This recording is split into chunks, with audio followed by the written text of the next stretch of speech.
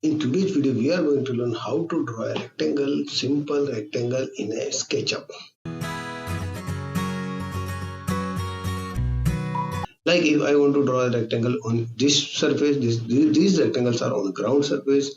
I want to draw a rectangle like on this surface, elevation surface. Then I have to use the arrow navigation key from the keyboard.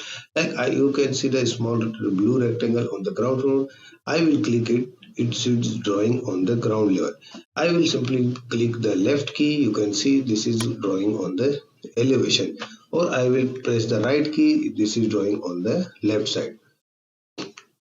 Or you can, in SketchUp, it's the advantage you can draw your rectangle like from this point I want this point, or I will just without clicking I drag my mouse upward direction.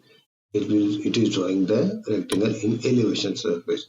Second rectangle, I can select this point and I will select this point. It will automatically detect where to draw the rectangle. So this is the simplest way how to draw a rectangle in SketchUp with a guideline or with reference point or with a measurement.